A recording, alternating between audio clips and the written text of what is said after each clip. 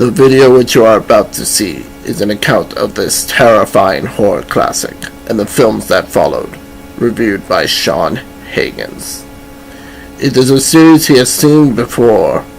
However, with the new Leatherface film coming out in October and the passing of Tobe Hooper, he decided it was time to revisit this horror franchise.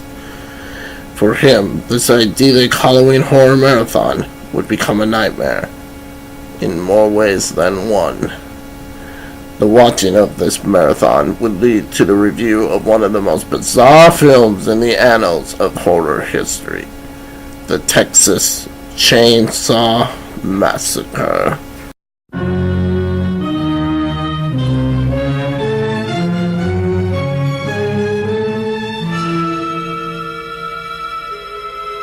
The Texas Chainsaw Massacre stars Marilyn Burns, Gunnar Hansen, and is directed by Tobe Hooper. The Texas Chainsaw Massacre is one of the quintessential horror classics of the 1970s and one of my all-time favorite scary movies. The plot of the film is pretty standard. As the title crawl says at the beginning of the film, a group of 5 youths are road tripping through Texas when they are low on gas. They stop at an old farmhouse where 2 of them go to ask for gas. However, it turns out that was a bad idea, as one by one they are killed by Leatherface until there is just one left. I know that sounds like your standard bare-bones horror plot, but trust me when I say this movie has so much more going on. A bit of history on where horror was at the time. In the 1960s, you had horror go away from the supernatural or the, vampires, werewolf kind of movies or the giant bug monster movies of the 50s, and more towards real-life horrors, serial killers with Psycho, and just more like horrible people doing bad things to other people, like Rosemary's Baby, even though that has a supernatural element to it. And of course, the independent film, Night of the Living Dead in 1968. That movie really took the horror genre into the drive-in with independent fare.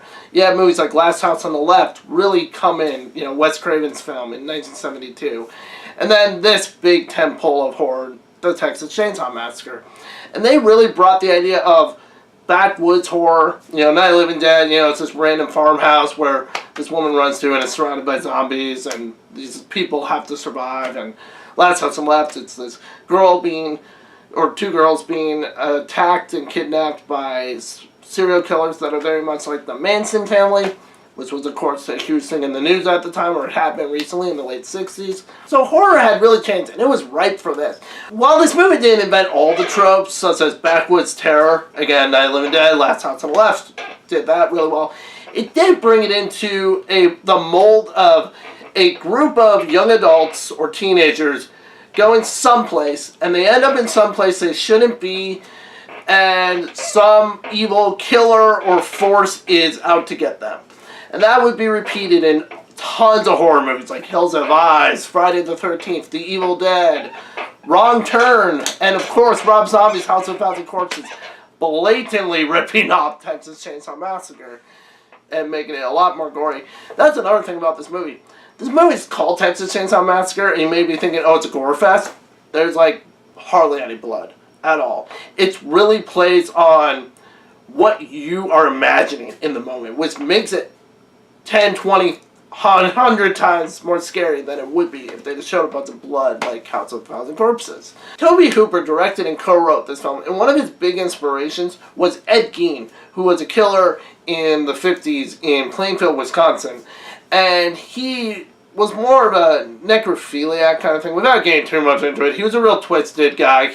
Basically, he did a lot of sick stuff with human cadavers and making furniture. So yeah, that actually did happen. The stuff in this movie, some of it more or less did happen, and that makes this movie even more disturbing, knowing that, having that knowledge. Inspired by that tale, as well as stuff going on in the politics with the news and with a bunch of stuff that was coming out and basically lies in the media and whatnot with Watergate and Vietnam War, just differing sides being spewed out, and you didn't really know which was which, I guess. I mean, obviously, I wasn't alive during this time, but from what I've been told by people who were. So, yes, very much reporting from other people. But yes, this is what was going on at the time with the news. And this movie really takes that with the opening title crawl, which is now infamous, where John Larroquette's brilliant voice that I poorly tried to parody at the beginning of this review, I tried. He talks about how this sensationalized thing happened and this brutal massacre, and it's it's very much like a news story. And the title is a parody on that, the Texas Chainsaw Massacre, because the chainsaw in this movie is used like once or twice, I guess, to kill people. Like 2 people are killed with a chainsaw. But it's not like a massacre, it's how the news media embellishes real life tragedies and stuff and tries to put a label on it, like a fantastical, like, the Lakeshore Strangler, and I know that's Chucky. That's a made-up character. I might be getting to Chucky later this year, too. Just stay tuned to this channel. But anyway, it comes off of very much a parody of the news and stuff, which adds a lot of cool character to the film. I like how this movie is set up, and it's kind of, as they slowly go towards the farmhouse and end up there and everything, they're going out to this town in Texas because there's been these grave robberies. And this girl and her brother, Franklin and Sally, want to see if their grandfather's grave has been tampered with because they're concerned kids. It's a fair setup. It's perfect, it works. And they bring these other kids along with them, and they travel there, and then they want to go see their old house. It's kind of like a, hey, let's go back to our roots kind of thing, which I totally get. It's a very believable setup. And the nice thing about these kids is they act like kids. Unlike a lot of horror movies that came later, especially way later, like more modern horror movies, they really make the characters act like douchebags and just, oh, we're just here to have sex and party and whatever, there's always the dickhead, or, it gets really cliched. These people act like people, and it's really nice to see. Like, you can tell they're friends. There's legitimate chemistry on screen, even though, they're not going to be all together for much longer, but there's legitimate chemistry when they are there, so you actually care about these kids when they're being picked off.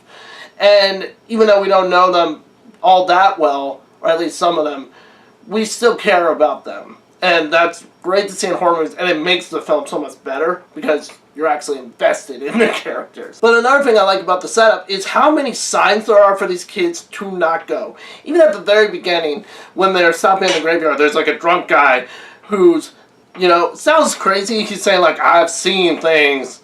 Things happen around here. And it sounds crazy, but when you watch the film again, you're like, oh, he knows. He knows something. It's like that little hint, and Franklin, who's the guy in the wheelchair, he hears him say this, and it's like, dude, that's kind of the first harbinger in this film. Now, a harbinger, which is the term from Cabin in the Woods, I don't know if it was used before all that much, it probably was, but basically that's a character in a horror film, or a thing, an object, that warns our characters to not go here. Like say, a very obvious one is Crazy Ralph in Friday the 13th, or the very look of the Book of the Dead in Evil Dead, or just the weird stuff that happens as soon as they get there, like the cellar door blowing open on its own. But, they stick around, obviously. You have not only the drunk guy, but then you get later on the guy at the gas station who warns them, oh, don't go to someone's house, They may not like you wanting to go on their property. And then, of course, you have the great scene of the hitchhiker, played by Edwin Neal. And this scene is so creepy, so terrifying. It's this guy they pick up, and he already looks crazy when they get in the van, and they're not sure about this guy, but hitchhiking back then was a lot more acceptable, so they're just kind of like, hey, we're going to be cool. Like, let's help this guy out. Turns out this guy is crazy. He's actually, we find out, a member of the family. It's obvious. I'm not even spoiling anything there. It's obvious when you think about it. I suppose. But then you find, this guy's crazy. He, pulls out a knife, and he's like, he cuts his own hand, and oh, that makes me cringe every time. It's making me cringe a little bit just thinking about it.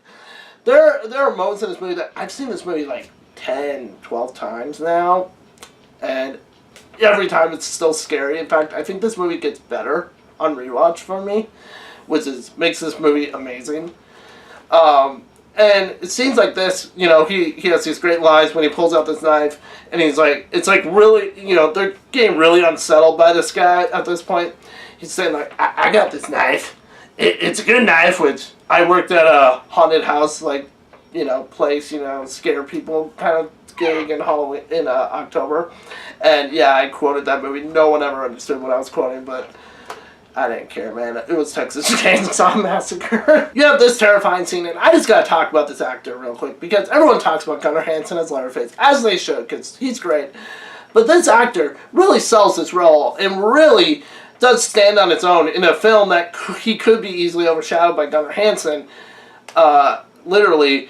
But God, this guy is just a sicko. It's so scary. This scene is, of course, terrifying, and there's this great build-up with talking about slaughterhouses, how they slaughter cattle and stuff. And that's great foreshadowing for us, the audience, because really these kids are like the cows who go to the slaughterhouse.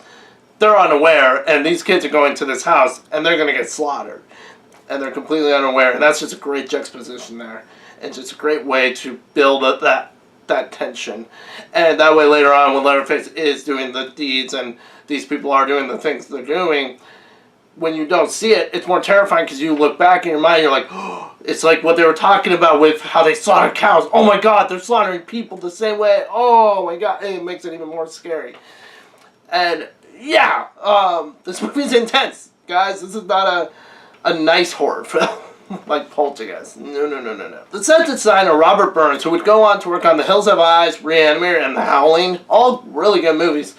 His set design in this movie is amazing. Just the way he made, he took these, obviously skeletal remains, and made them look like, the way he just created these creepy looking sets in this home, just hanging bones everywhere, and making furniture out of bones. Obviously fake bones. I mean, geez, it's a movie after all. But, although, I guess I don't know how he did all of it, but oh God, the stuff he did is incredible, and it sets such a mood and atmosphere. When these two characters, the first two, do eventually get to the house, and they're looking around, and one of them goes into this room where there's like a couch made of bones, and it's creepy, it's unsettling. This movie, yeah, I'm gonna keep saying unsettling a lot in this review, because it is, and that. It's amazing set direction. Just hats off to this guy for the stuff he did in this movie. Also, the way this film is shot, Daniel Pearl, who would later go on to actually do the cinematography for the remake of Texas Chainsaw Massacre, and I'll talk about that in a few weeks, but he did an incredible job here. Just the cinematography there's a juxtaposition of beauty in Texas with the grotesqueness that is found inside the house and with these people. And it's done in such a way that really it punctuates both sides of it. I gotta give it to both Robert Burns and Daniel Pearl for doing that and making this feel so much like, it's like you're going from one world. You're going from the nice, homely, your happy everyday life world into hell, essentially. And it's incredibly done on such a low budget too. And that's another thing about this movie. This is a very, very low budget movie. Tobe Hooper was working at this University of Texas when he wrote this film and made it. So this was, not Hollywood backed at all, guys.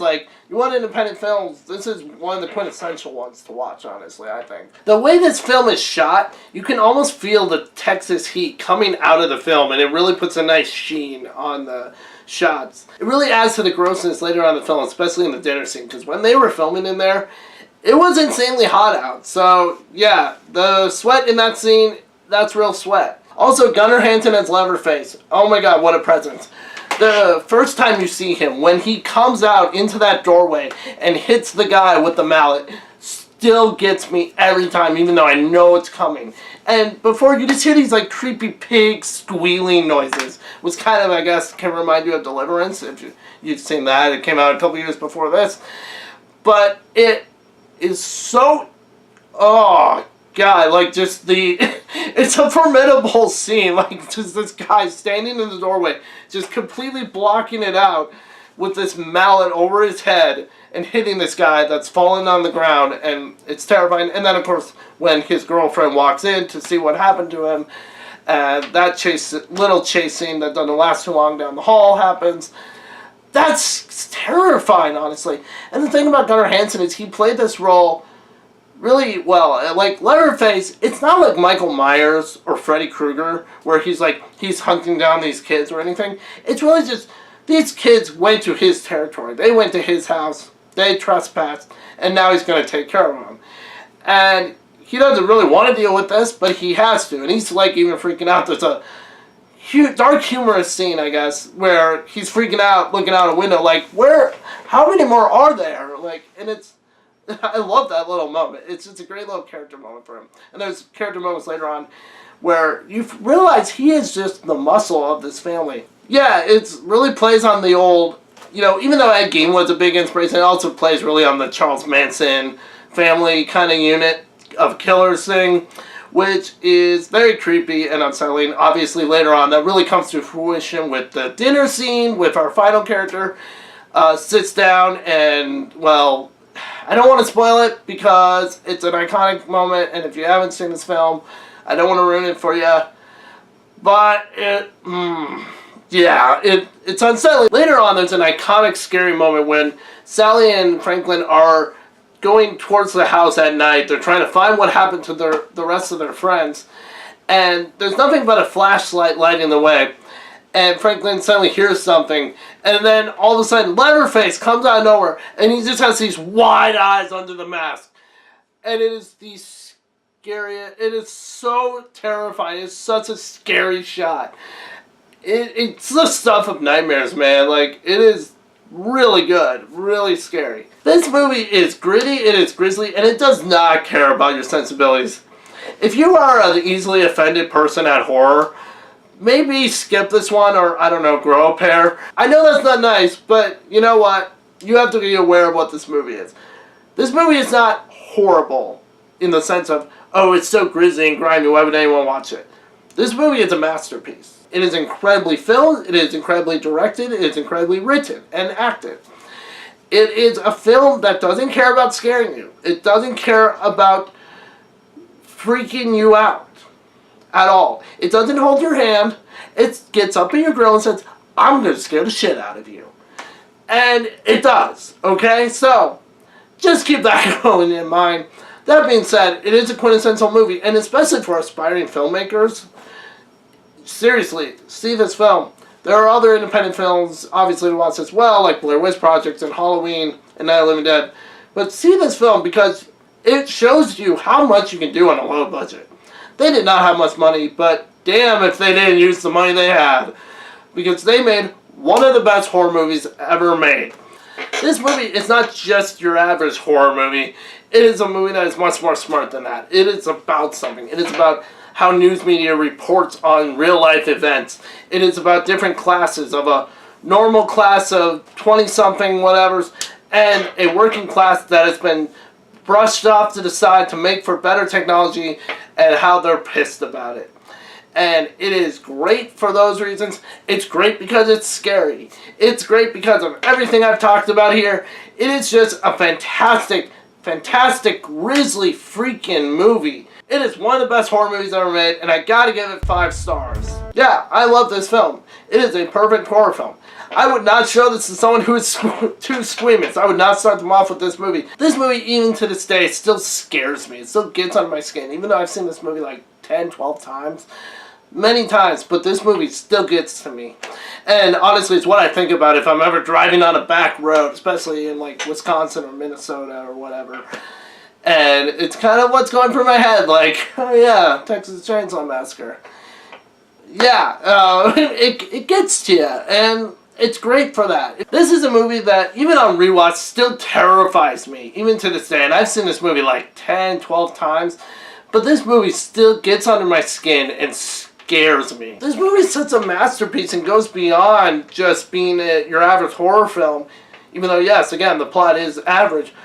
It's a shame that more people don't talk about this movie, because beyond people like me that are so into horror, and, you know, you're big film fans, you don't hear about this one as much. You always hear about Nightmare on Elm Street and Halloween, which are great movies too, but you never really hear about Texas Chainsaw Massacre. And that became really apparent to me because of the death of Tobe Hooper, which I haven't mentioned.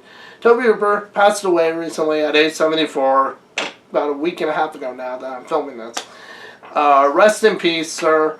He was an incredible director. He directed many other horror films. I got a couple of them right here behind me. Some other great films. Check this guy out. This guy made some great films, especially in the 70s and 80s. But anyway, it's a shame that more people don't talk about this film. I swear, it's like there's a aversion to movies that came out before 1975 or something. But if there is, maybe get the hell over that and watch movies that came out before 1975. Sorry, this movie's incredible, and it should be viewed more. And I love it, and I'm going to stop talking, though, now, because this video is going to be way too long. Alright, that's my review of the Texas Chainsaw Massacre. Next week, I'll be reviewing the Texas Chainsaw Massacre 2. But yeah, I can't wait to talk to you guys about that movie, but until then, see ya.